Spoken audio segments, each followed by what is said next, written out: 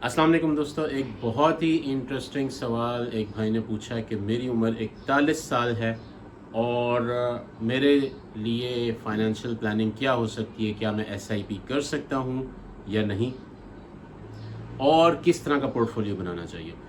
तो दोस्तों, ये वीडियो 40 इयर्स की एज में जो लोग हैं उन लोगों के लिए है कि उनका फाइनेंशियल प्लान कैसे बने। मेरा नाम है मोहम्मद सालिक सिद्दीकी, प्रॉफिट ग्रो में खुशामदीद। इस चैनल पे हम बात करते हैं इन्वेस्टमेंट्स के बारे में, पर्सनल फाइनेंस के बारे में और बिजनेस के बारे में।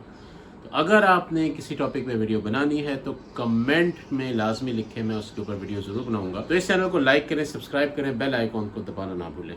दोस्तों, ये सवाल सिर्फ एक भाई का नहीं है, ये बहुत सारे लोगों का सवाल है कि क्या अब भी इस उम्र में भी मैं इन्वेस्टमेंट कर सकता हूँ, मैं इस उम्र में भी अपनी जो एसआईपी स्टार्ट कर सकता हूँ, वेल्थ जनरेशन कर सकता हूँ।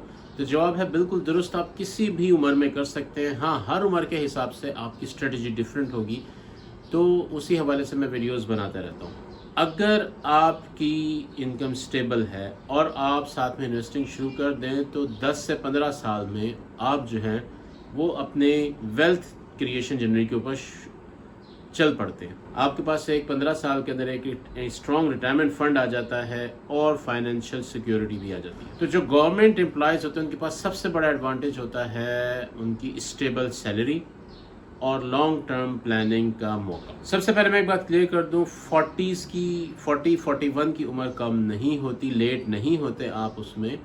आपके पास अभी भी रिटायरमेंट के लिए 20 साल 19 साल मौजूद हैं और वेल्थ क्रिएशन के लिए 19 साल एक अच्छा टाइम समझा जाता है।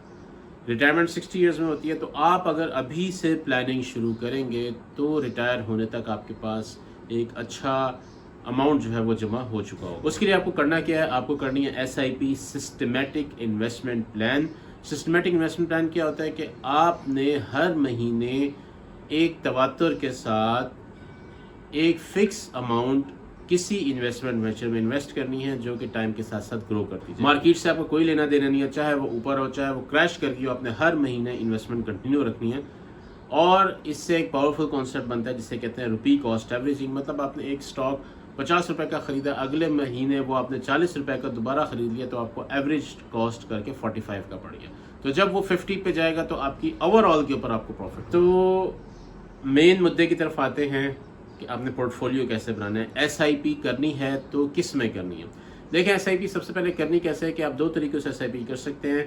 एक तो ये कि आप हर महीने अपनी तरफ से अमाउंट जो है वो ट्रांसफ़र करें। दूसरा ये है कि आपकी शेड्यूल ट्रांसफ़र्स भी होती हैं और एसआईपी सेटअप भी होती है। एसआईपी सेटअप के लिए आपको बैंक जाना पड़ता है और बैंक की ऐप से सेटअप होता है एसआईपी, और शेड्यूल ट्रांसफ़र भी बैंक की ऐप से ईजीली हो जाता है। जैसे कि बैंक अलफलाह की ऐप के अंदर ऑप्शन है कि आप हर महीने एक फ़िक्स तारीख को एक फ़िक्स अमाउंट ट्रांसफ़र करते रहें एक फ़िक्स अमाउंट में, एक फ़िक्स अकाउंट में। तो इस तरीके से आप एसआईपी कर सकते हैं।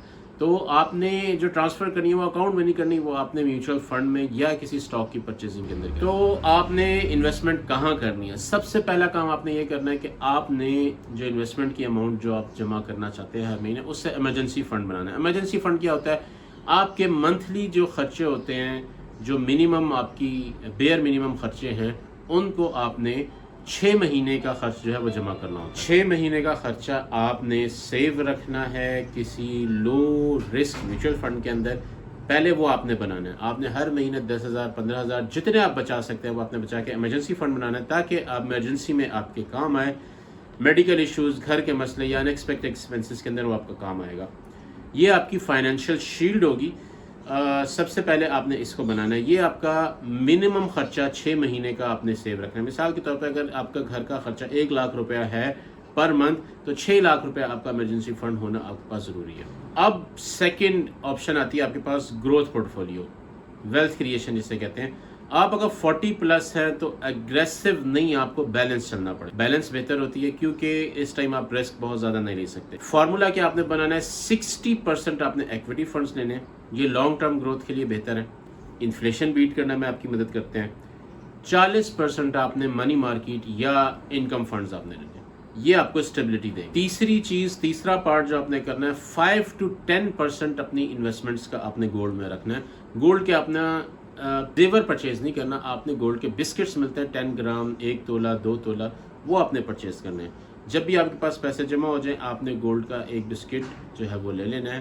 یہ یاد رہے 10 to 15%، اس سے زیادہ آپ نے نہیں کرنا. یہ آپ کی ڈائیورسفیکیشن کے لیے ہے، کیونکہ جب انفلیشن ہوتی ہے یا اکانومی انسٹیبل ہوتی ہے تو عام طور پہ گولڈ اپنی ویلیو ہولڈ کرتا ہے. لیکن ایک چیز ذہن میں رکھیں کہ گولڈ جو ہے وہ ویلتھ کریشن کا سورس نہیں ہے، وہ صرف پروٹیکشن کے لیے. تو آپ نے شروع کیسے کرنا ہے؟ سب سے پہلے آپ نے کیا کرنا ہے کہ کسی اے ایم سی میں اپنا اکاؤنٹ کھلوانا ہے. اے ایم سی بینک کی سبسڈری کمپنیز ہوتی ہیں، جیسے میزان بینک کی المیزان انویسٹمنٹس کے نام سے ہے، الفلاح کی جو ہے الفلاح فنڈز کے نام سے ہے، یو بی ایل کی الامین فنڈز کے نام سے ہے.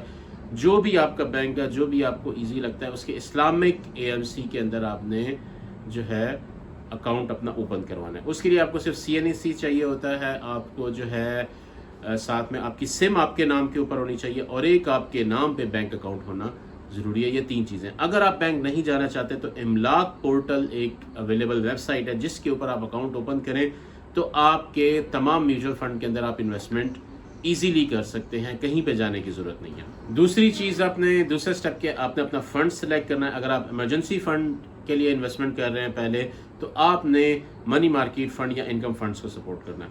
دوسرے نمبر پہ آپ نے پھر جب وہ آپ کا بن جائے پھر آپ نے گروتھ کے لیے کرنا. اور تیسری چیز، جب بھی آپ کی سیلری بڑھے آپ نے اپنی ایس آئی پی کو بھی سٹیپ اپ کرنا ہے. مثال کے طور پہ آپ ہر مہینے 10,000 روپے انویسٹ کر رہے ہیں تو سال بعد جب آپ کی سیلری انکریز ہوتی ہے تب آپ نے 10% اپنی سیلری کے ساتھ اپنا انویسٹمنٹ فنڈ بھی انکریز کر دینا ہے. اتنی سی عادت جو ہے وہ آپ کا ریٹائرمنٹ فنڈ پہ بہت بڑا فرق. ایک چیز ذہن میں رکھیے گا، انویسٹمنٹ کبھی بھی شارٹ کٹ نہیں ہوتی.